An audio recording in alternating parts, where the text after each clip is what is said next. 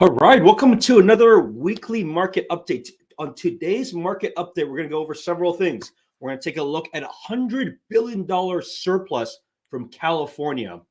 Governor Newsom wants $600 million for housing.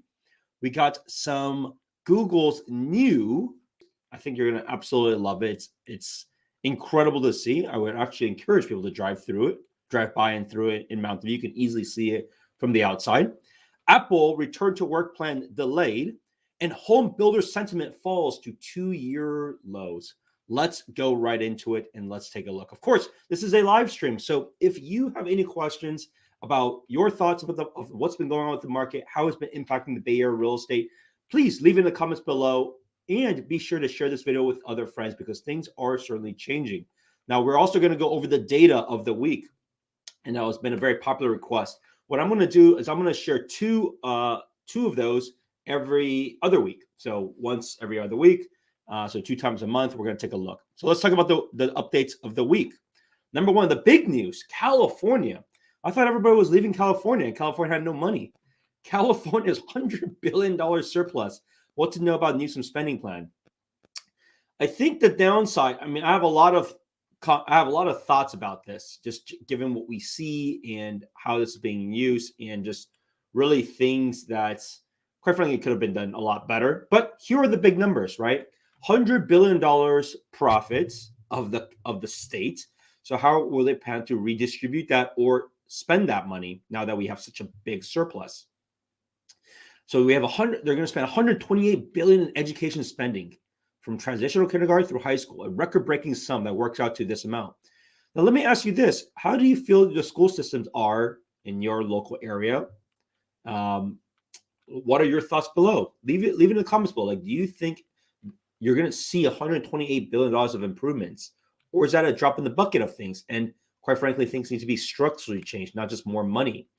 $2.5 billion for housing, including $500 million to fund the conversion of vacant malls and storefronts into homes. So this is a really interesting thing.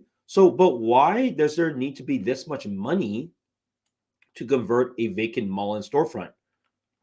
That also goes to different things, right? Like, why do you need this much money to do it? If it makes financial sense for investors and for individuals, they would just do it naturally. So it's so silly, in my opinion. And it doesn't go that far. $500 million, like for commercial plazas, how many commercial plazas do you think that is? It's probably not a whole lot. An extra $3.4 billion to pay down the state employee retirement debt. This is good. And I think there's also a $25 billion in meant as reserves, especially as there are headwinds ahead of us, especially in California, where we make a lot of our money off of taxes and also especially of tech companies. And so when people have IPOs and they have these liquidation events and they do transactions, they will be taxed on it. So those has been very good over the last several years, especially during COVID. You can see California has made a ton of money and has a massive budget throughout COVID because they've also earned a lot of money. The issue now is, okay, we got some headwinds ahead of us. How do they be reserving those funds when it comes to those rainy days? But in my opinion, I don't think this was a good idea. Like, the fact is this: if it were me running and how I would try to change this, and it's hard. I'm sure it's hard to change, but these are bigger things. Take a look at how much housing and how much development is happening in California, and then compare that with like Texas and Florida. So why does Texas and Florida why are they able to build so much more, even though we technically, to be fair, have a much bigger economy than they do? We also make way more money than they do. It seems like it's somewhat simple, and there's a lot of things that can easily be changed if they're willing to put down with it. I mean, easily from just what is the right thing to do versus easy to actually implement. I'm sure that's a different story. But the fact is, see how much construction, all the processes are going. I saw Elon Musk's interview not long ago. He was on, I think, the All In podcast. If you haven't watched the All In podcast, I would highly recommend you watch that, especially for all of you in tech. You will guarantee greatly enjoy that. And he was on the show recently, and he was saying, we built that gigafactory in Austin in a matter of a couple of years. But if they try to actually build that in California now, they would still be in the permit phase, right? And that's just ridiculous because then we're able to kind of get by with tech companies when it comes to things that are not physical, like not material, right? So we can do things obviously with internet and things like that, and that goes well because we don't actually need the government to really do anything or lay anything down for us. But when it comes to physical building, California has been significantly behind. And a lot of that has to do with those things. Like people love and want to be in California, but we're doing these things that are not helping that versus other states have been very gracious with that. Whether it's lots of land and tax benefits and discounts for that, whether it's just the process of building is significantly faster, right? And so it would have been way more helpful if the government was able to do those types of projects than just give out money, right? Because that doesn't solve anything. Just giving out money doesn't solve anything. Like there's no real plan. And that's my concern when I see of these things. Same with the housing. Why give that? Why not you spend the time and effort to make it easier of the process wise, right? To be able to build houses or to build lots of small houses, right? If you look at the cost of building these mini homes, even if you had a giant piece of dirt, it's very expensive. Like it's crazy expensive. It doesn't make any sense. And so all the new construction you may see for yourself, like all the new apartments and things like that, they're all geared towards luxury homes. And that's the only way to do it for them. And so it doesn't make any sense for what they're doing. I wish a lot of the money could be reallocated. And quite frankly, what would have been way better is they actually just lower the tax amount, right? That's the easy way to give it directly back to the consumer. So then the consumer can spend more and do whatever they want with it, right? I mean, imagine if you lowered your because other places have done it. I've seen it, like I think Salt Lake City had done it this year or something like that. They had a surplus. They're like, you know what? Doesn't make any sense for us to do anything. We don't know what to do with this. Our management of this money is terrible. Let's just have the individuals do it, right? They can do whatever they want. They get more money in their pocket, right? Imagine if it's a 1% drop in sales tax. That would certainly help individuals across the board. It's basically a 1% discount. So those are my thoughts. But I mean, either way, it's obviously very positive news that the government has made this much money. But you could argue if they made that much money, did we get taxed too much to begin with? And you can argue, yes. Look at the spending budget now, right? For this year, it's a $300 billion, the most ever. And last year was already a very high amount. So what does Newsom want to do? Newsom wants $600 million to convert spaces like offices to housing. Will SF respond? Governor Gavin Newsom massive $300 billion budget proposal includes $600 million to encourage housing conversions, particularly in dense urban areas that have been hollowed out by the pandemic. I think mindset-wise, it's a good idea. There's a lot of office space that could be great to convert. So it looks like there's been I brought this up a while ago, that there's been activity to convert these, but they need to do it somewhat affordably, and that's the question. I need to look at this. I haven't looked at this. Star City, sold a competitor last year, turned old commercial buildings into group housing. See, those are massive opportunities. We have so much vacancy right now when it comes to commercial space. I think it's like over 25% in San Francisco. They're in very good areas. They're already built. Like, what are the efforts to make it not just zoned, but also allowed for housing? You don't need all those office spaces right now. It's just way too much. Rich Yu, thank you for support. Like most people, too many skeletons in the closet. Cannot do this. But I appreciate your support. You can root for me as your local realtor. Happy to do that. And John, good to see you as always. And hopefully I'll see you at the next Tesla event. Next, one type of home loan has become cheaper than others as rate spikes. Here's what it means for Bay Area real estate. So what's interesting, actually, is even though interest rates have continued to rise, that's actually for conforming loans, which are typically loans under $1 million for most areas. You have the option to buy with like 5% down, but it's more about the dollar size. The larger the loan size it goes, it becomes what they call is a jumbo loan. And historically, I would say maybe 1 or 2 years ago, jumbo loans actually were supposed to be higher than these government-backed loans. But what's interesting is you can take a look at this chart, right? So the chart actually shows see, as I mentioned, it's been a while that jumbos are typically higher, but you can see that there's actually been a divide.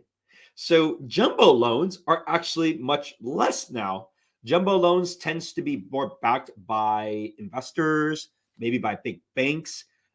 So they have the ability to subsidize their rates from with their other products, right? And so you can see like there's actually a decent spread. So while as of a couple of weeks ago, the average rate of a conforming was 5.5 as an example, a jumbo was 5%. And to be fair, jumbos are actually much less than that. Many of the big banks can incentivize even further, whether they use relationship banking discounts to buy down the money, to buy down the rate if you have money in other assets. So the thing with jumbo is they actually have a lot of ways to subsidize the actual cost, even lower than what you see here, right? And so just be mindful of that. Just because interest rates are higher on the macro level doesn't necessarily mean you as an individual have that kind of similar trajectory. You may still be able to get rates as low as 4% today for a jumbo loan. There are many ways to do that. So so this is something to be mindful of, and do not let that deter you too much. You still have plenty of options. And also just look at historically. I mean, I know most of the people in my generation, the millennial generation, we haven't seen interest rates at this level, but it's also important to look at perspective. We've been very blessed and very fortunate to have ever been at this level for so long. Now we're probably moving into a more new normal for some time, especially they're not doing enough to combat inflation. So just be mindful of that for at least a couple of years. But I suspect over a longer period, interest rates won't be at this high for various structural reasons with the government too. Optimist, always appreciate you tuning in. Yes, we will do the market update in terms of the data at the very end. So tune in for that. We'll do that in about 5-10 minutes. Next, Google opens futuristic Mountain View campus where 4,000 will work. New complex will be a green campus powered by thousands of drying scale solar panels. So this is what I like to see, right? Like all these new architectural designs. If you haven't seen it, it's absolutely incredible. It's right next to the Shoreline Amphitheater. So a long time ago, maybe 2-3 years ago, I did a video shoot about Mountain View. So feel free to take a look into my playlist related to that. And you'll see actually, it looks very similar to like the Shoreline Amphitheater. And initially I thought it was a Shoreline Amphitheater that was being, that was doing their own new facility, but it wasn't. It was actually Google's campus. And now Google, that will have 4,000 employees that will work there. So let's see what these companies are doing, right? Like if they were really going this kind of full remote, this idea, they wouldn't be making these massive campuses. That's 4,000 amount in this one building, just to be fair. Well, not one building, but a small area that it's already in a prime area of Mountain View. Look at what they are doing, like how many employees will be there. Compare this to all this noise of people moving to these different areas. Like the amount of people that are moving to these areas are way smaller than this one little campus that they have.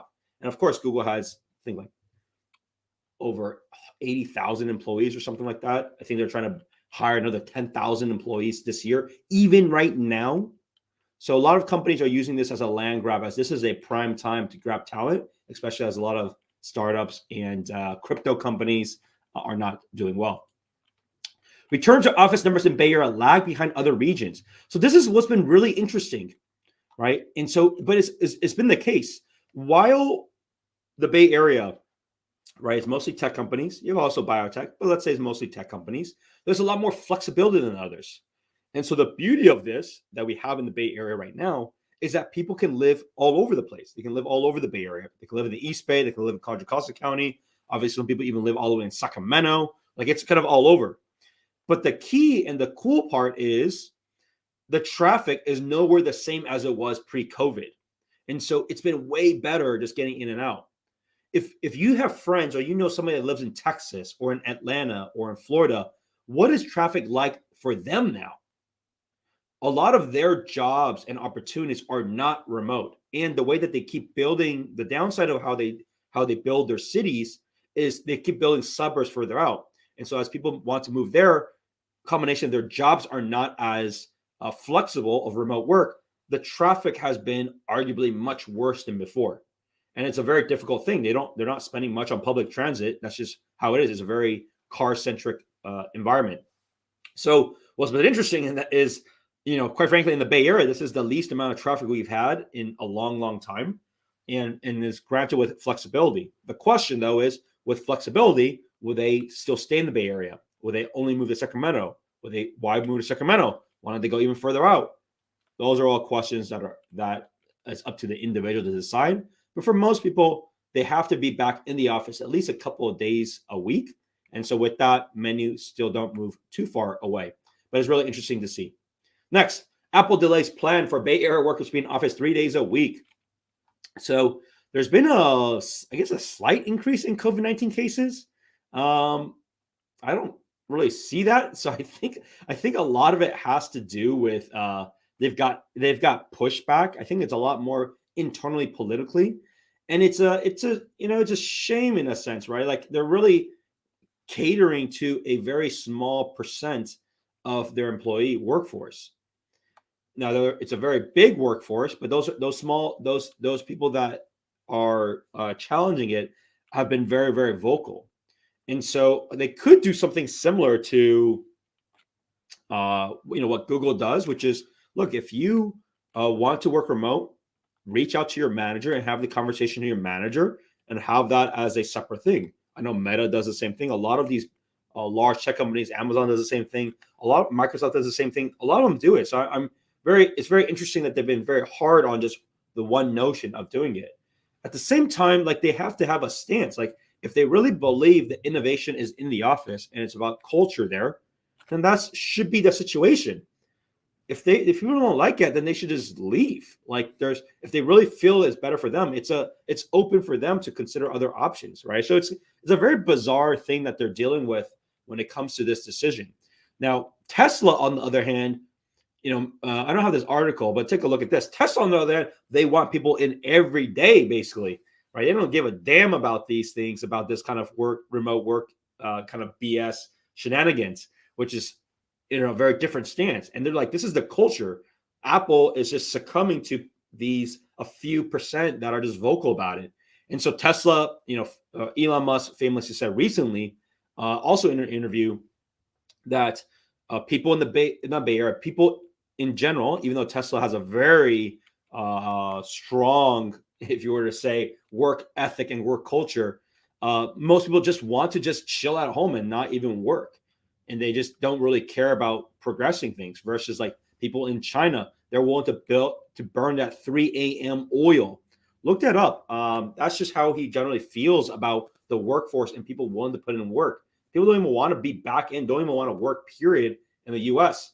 Versus he says, look, people are dying to compete and to get the jobs and the opportunity, and they're in the office, obviously, way more than what we are here. So very interesting, right? Leadership, but at least he's consistent so that the people that want to work there, they're working for the mission. They're obviously working for Tesla's future in terms of getting to green and sustainable technology. At the same time, the stock prices have done generally fairly well over X amount of periods of time, but also it's a culture that they have built versus in this case, who knows, right? Rich, I love this comment. Yeah, Twitter employees, they work probably less than that. They just change a few things, just log in, message a few things on Slack a few times. Hence why, it's going to be a whole.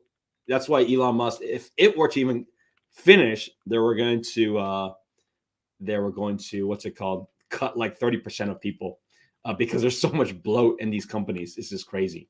So that's that. Next, not good news, right? From a home builder perspective, if you already think we have a shortage of homes, this is not good. When home builder sentiment falls to 2-year low on declining demand and rising costs, that is very interesting, right? The demand is certainly less than it was before, rightfully so. When tech has certainly taken a big impact, that has certainly been a lot of money has been gone, but also across the country. Interest rates are much higher. People live a lot closer in other parts of the Bay Area, outside the Bay Area, much more affected by interest rates and affordability. So that's also a structural challenge. The fact is we don't have enough houses anyways. And so for them to slow down their build is not a good sign, just even from a long term. The difference also, if you actually look at it, is there are not that many home builders left in the country. If you look at the last decade, there's been a lot of consolidation of builders. And so there's just pure number of competition and pure number of companies that are focused on trying to build houses and do developments. It's just a lot less. So that doesn't help when it's been a consolidating industry. And of course, there's obviously much higher costs, combination of labor and combination of just supply in general. Just things in general are a whole lot more expensive than it was 1 or 2 years ago. So for them, they're like, I don't know if we should do this or if it makes financial sense in doing so. But time will tell. Either way, it has certainly slowed down. It would be unusual if it didn't slow down. So let's take a look at the market data. And let's see what's been actually going on, if there has been a real impact or not, and what my thoughts are moving forward. So take a look at the data, right? Lots of new listings, 224, 231. This is much higher than it was previously. So this is the most it has been and probably will be as we wrap up to the summertime. You can see the contingent pending a lot less than before. Those are interesting things. This is San Mateo County. Look at the May prices. Wow. April has been extremely strong. I mean, look at these numbers. Crazy, huh? But May dropped significantly. Now, the key is it's still higher than it was in March and February and April. It's still quite sizably higher. So it's all relative to when the individual made their purchase. And, I think it'll probably continue to adjust or maybe flatten. We'll see what happens. For condos and townhomes, same thing. You can see a decline. Santa Clara County, very different though, right? 595 new listings, 610 new listings. The contingent pending is much less. So you can see these ratios and the numbers are less. However, look at these numbers still. I mean, May is still higher than it was in April. That is fascinating, right? Still increased. I didn't expect this. I thought things would at least flatten or decrease, but they still increase. Amazing. Look at condos and townhomes. Still increase. So, I mean, take it for what it is. We are in May 20th. Now, these are numbers that have closed probably by the end of April, right? So a lot of the things haven't initially impacted yet. I suspect these numbers will drop, but they'll probably drop anyways because we're going to be entering the summer season. Summertime is usually less listings, but also less buyers. Look at Alameda County, though, right? May figures still increased. 644 new listings. Look at this number. That is a lot of homes. A lot of homes. Look at contingent pending, significantly less than before. Whole lot more homes, less contingent pending. But look at the numbers. They still have been very good. I suspect they'll probably also adjust and decline just as you enter in the summer period. Still very strong. Still very strong, as you can see, for condos and townhomes. Let's look at the San Francisco. I don't think I did update this. So San Francisco, you can see, has already declined in May for single-family homes. Condos and townhomes, they have already declined. It's been much more flat, though, to be fair. So in San Francisco, it's all about the specific unit and the specific neighborhood. Some neighborhoods are doing a lot better than others. So that's a little bit different for San Francisco.